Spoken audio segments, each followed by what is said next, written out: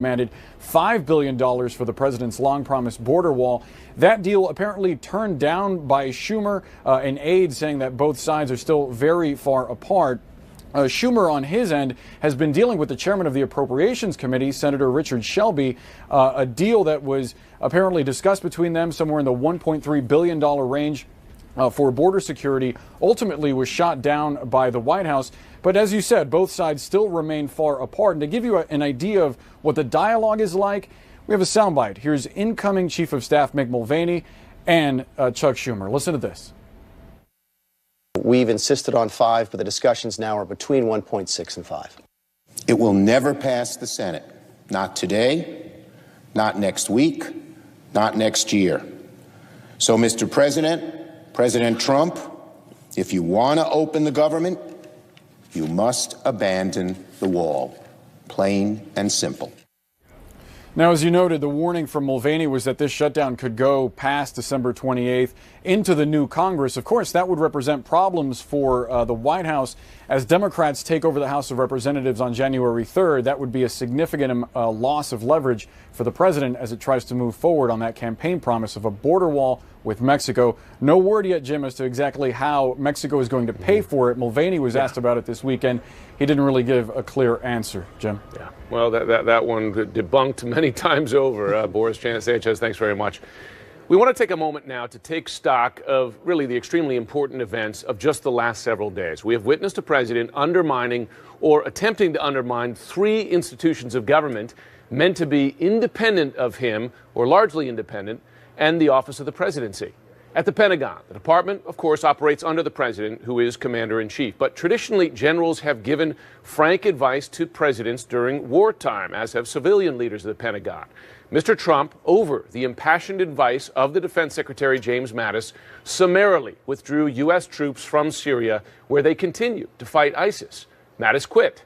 Trump then ordered half of U.S. troops out of Afghanistan, also over the advice of military commanders. And when he bristled at the negative coverage of Mattis's departure, the president forced him out 2 months early. At the Justice Department, you will remember that the president fired Attorney General Jeff Sessions in November, replacing him temporarily with Matt Whitaker, who has repeatedly and publicly criticized the probe.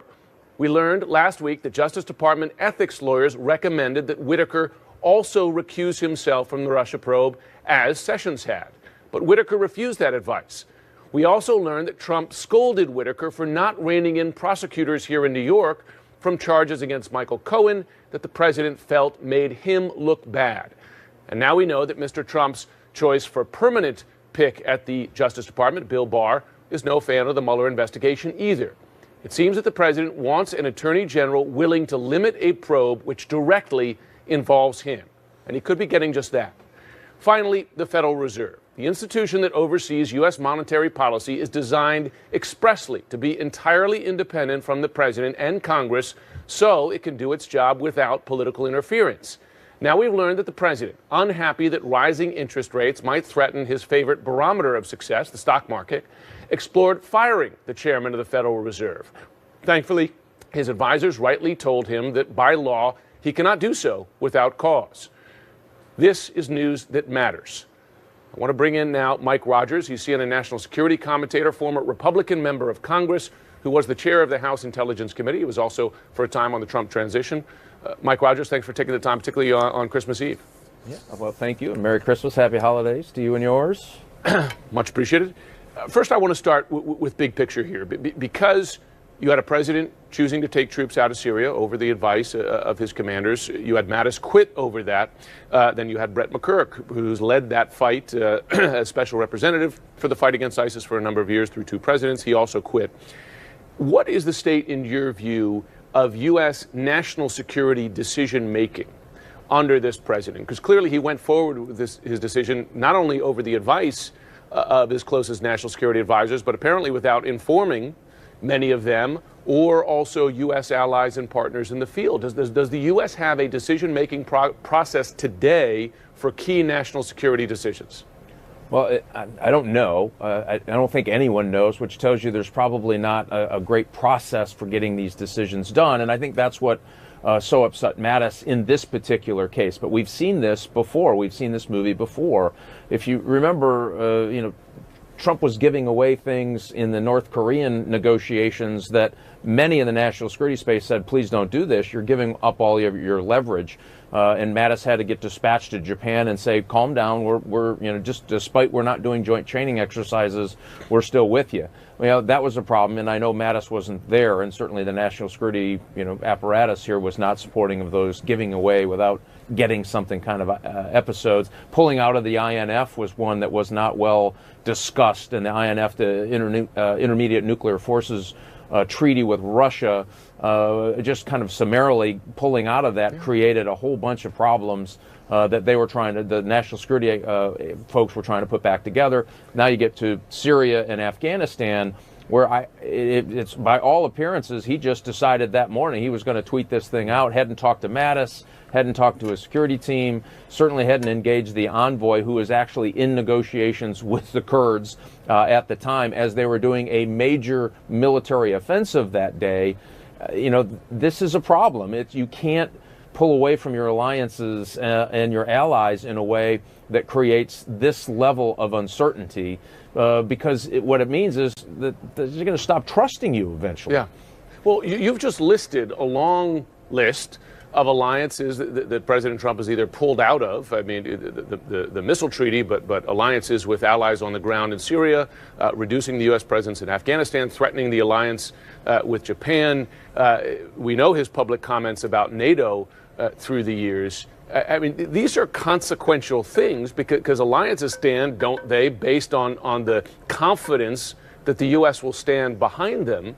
What are U.S. allies telling you? I'm sure you keep those relationships alive now about their own nervousness. I mean, including in Europe with Russia increasingly aggressive. Yeah, and I do, and I talk to a lot of those folks, both in the military and defense and intelligence arenas, and certainly ambassadors and whatnot.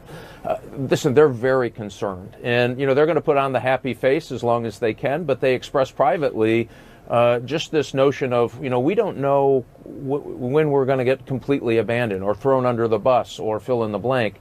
And these things take decades to develop, these relationships overseas. And, the reason that the Poles, that we have such a strength with the Polish government is because it's a counterbalance to Russia. The reason that we have such a strong relationship with Japan and South Korea, it's counters both China and North Korean activities in the region.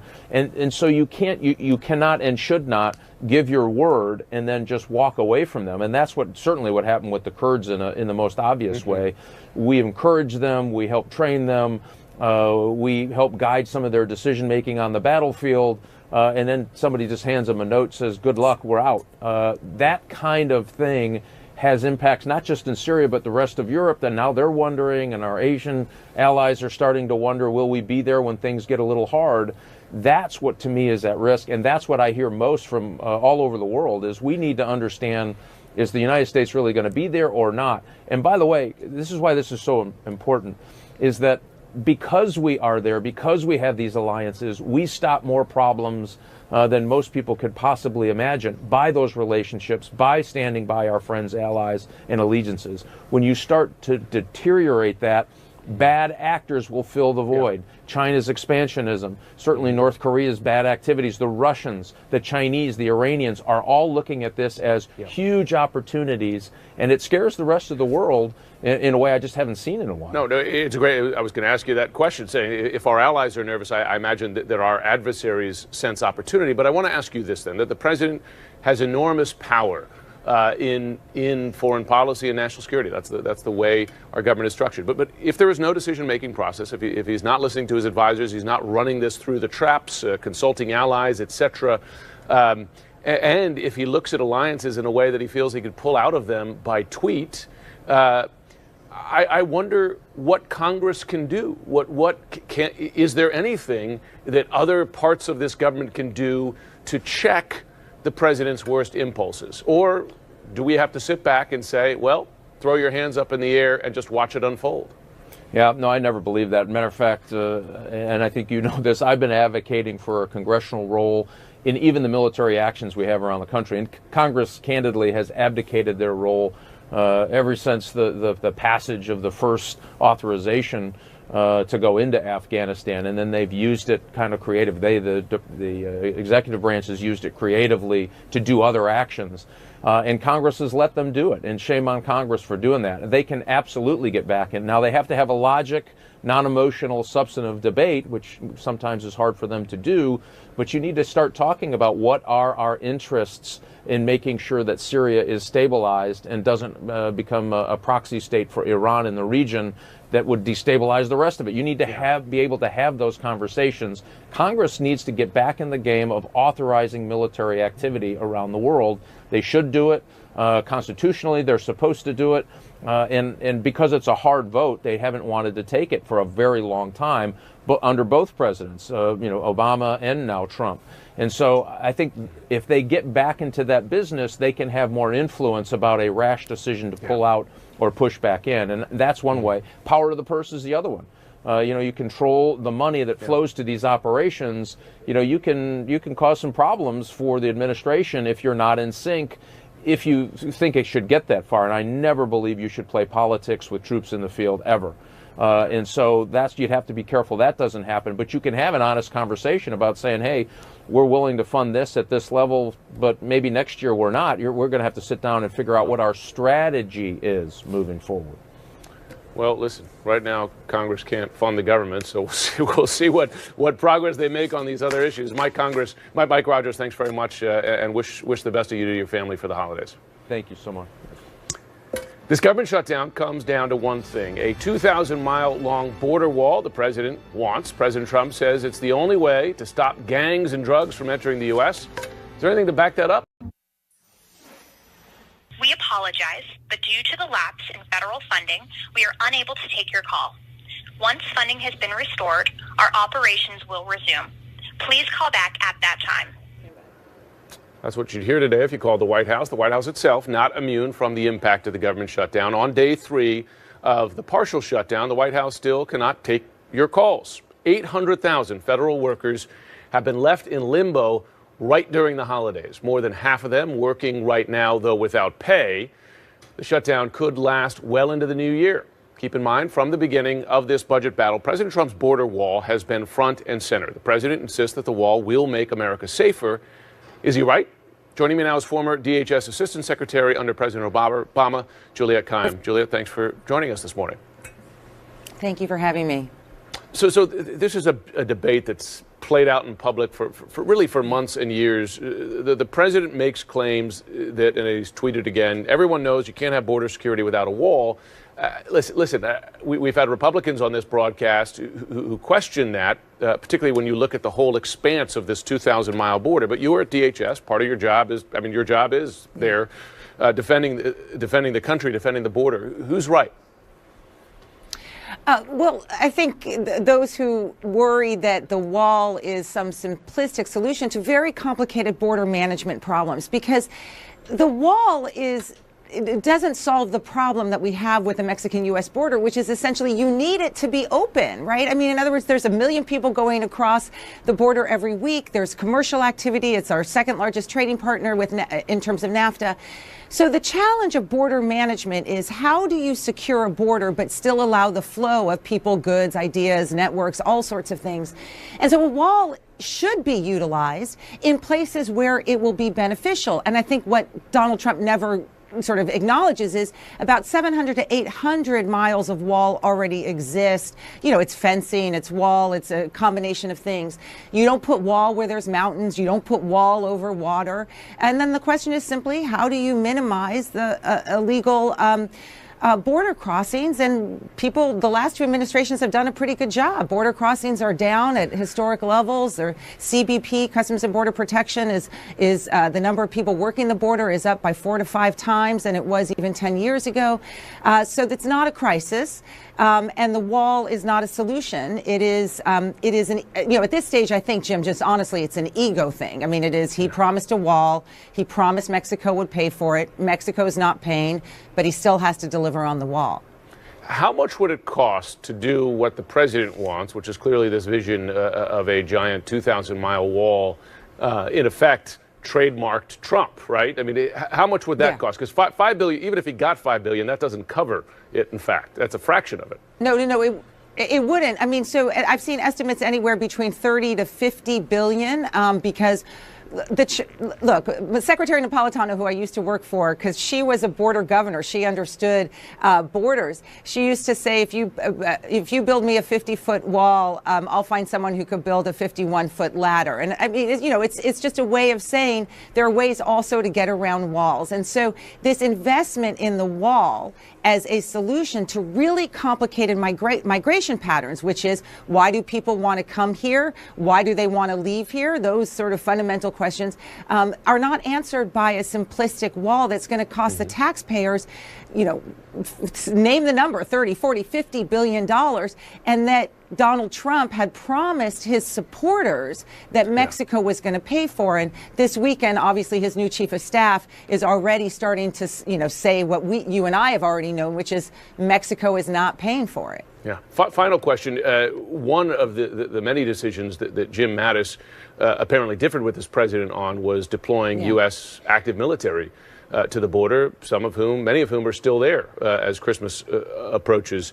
You work for DHS. Was there any justification for putting active U.S. military on the border beyond the politics pre- and post-election? None whatsoever. I mean, because you do have a very, very aggressive law enforcement agency, Customs and Border Protection. The military, as we've seen the pictures, is just sort of, honestly, just sitting around. And looking back at Mattis's decision about Syria and resigning, Syria may have been, the reason why. But I really put sort of Mattis's sort of recognition that he could not control this president with the border. That you knew that Mattis did not want to send active military to the border, and he lost that battle as well. There's no reason for it. We have very complicated civilian management with local, state, and federal authorities. Overlaying the military is just, it's all symbolism now, Jim. I mean, it's all sort of to protect the president's promise. And meanwhile, people are working without pay. I mean, this is just what it's come to, and it's just sort of so shocking at this stage. 800,000 people, about half of them not working at all, government employees, about half of them working but not getting paid. Imagine that with Christmas tomorrow. I'm going to the airport on the 26th. TSA agents, they make an average of $26,000 to $30,000 a year. They are living paycheck to paycheck. And when folks say, and some of the president's supporters say, well, these are not essential federal workers, they're TSA. Some of them are TSA. They're folks who are protecting our planes from terrorists. Julia Keim, thanks so much. It looks like another nail-biting day on Wall Street, even with a shorter session on this Christmas Eve. The markets open just a few minutes after a brutal week of drops. Futures are down again, and President Trump is reportedly blaming his Fed chair for the market instability. And a source tells CNN that President Trump is blaming Treasury Secretary Steven Mnuchin for recommending Jerome Powell for that position in the first place, a decision the source says Trump is now calling the worst decision of his entire presidency. Allison Cossack is at the New York Stock Exchange. Listen, Allison, two things that unsettled the market. One, this talk of firing the Fed chairman, but also this odd statement from the Treasury Secretary over the weekend saying that banks have ample liquidity, which is the kind of thing, the kind of assurance you typically hear from the Treasury Department in the midst of a dramatic fall. What is happening here, and how is Wall Street reacting? Okay, so let me get to the sort of fundamental side of things, and then let me get to the administration drama, which clearly is making all this uneasiness even more so here on Wall Street. So at this moment, it looks like the Dow is set to drop another triple digits at the open in about 4 minutes when the opening bell rings. The full plate of worries that weighed on investors last week still weighing today. I'm talking about weaker economic growth around the world, fading benefits of the Trump business tax cuts, the unresolved trade situations and concerns about how that's going to eat into corporate earnings. So investors, they continue to take profits off the table. They're readjusting their positions based on where they see the economy next year. And just because it's a holiday, Jim, not much relief expected this week. Volume is expected to be light, which can only exaggerate those volatile moves. Okay, let me get to that Mnuchin thing that you were talking about. Treasury Secretary Steve Mnuchin, while on vacation in Mexico over the weekend, meeting yesterday, was on the phone individually calling 6 CEOs of the biggest banks. He emerged with a statement saying the banks have ample liquidity for lending to American households and businesses. Now, he's the one who reached out to them, and while it's normal for him to talk to these these executives, the timing is a little weird. Here's the thing. It has the potential to cause panic because of the timing. You look at the government shutdown, Christmas around the corner. He's making these calls while on vacation. It creates the thinking, does the administration believe that there is reason for concern? Now, just to be clear, Jim, there isn't a liquidity problem, but suggesting you might know something that no one else knows, that creates more uneasiness. Yeah. Jim? Which is, you might say, the last thing the market needs. We're going to see how it reacts to that in just a couple of minutes here. Alison Kosik, we know you're going to be watching it. Thanks very much. A top Democratic lawmaker sends a message to President Trump saying that, like it or not, Robert Mueller's this new year could publicly expose and detail the mounting legal troubles for President Trump. Incoming chairman of the House Intelligence Committee, Adam Schiff, says that he is prepared to force Mueller's report on the Russia investigation to go public if the White House tries to block its release. I'm prepared to make sure we do everything possible so that the public has the advantage of as much of the information as it can. Now, there may be parts of the report that have to be redacted because they involve classified information or they involve grand jury material. This case is just too important to keep from the American people what it's really about. Joining me now to discuss, Jim Schultz. He's former attorney for the Trump White House. Jim, thanks for taking the time on this Christmas Eve. Thank you. So first question, in your view, is there any compelling legal reason for the White House to block the public release of the special counsel's report? Okay, so Schiff had it right in that, you know, the report is going to go over to Congress, presumably. It doesn't have to, but presumably it's going to go over to Congress. I think it would be politically detrimental to this administration to hold it back for any reason from going over to Congress. Certainly there are reasons why portions of it will be redacted. Remember, this is a counterintelligence investigation. There are likely to be classified information. There's likely to be grand jury information there that will need to be kept secret. But that being said, I think a report will likely go over to Congress. I don't think the administration will try to stop that. One way they could is by way of executive privilege. Remember, the Mueller team reports to the Deputy Attorney General, reports to the Attorney General, and they're part of the executive branch of the administration. So executive privilege could be asserted in this case, but I just don't see it happening. Let me ask you, because you bring up the acting attorney general. We learned a lot about Matt Whitaker just in the last week. We learned that DOJ ethics lawyers who are nonpartisan career professionals there recommended that he recuse himself from oversight of the Russia investigation because, in large part, because of his public comments criticizing the Russia investigation before he took that position.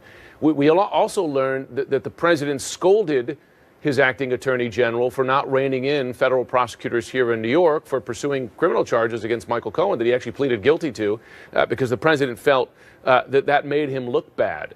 Is that the way a president should treat his attorney general? And is that the way an attorney general is meant to operate, in your view?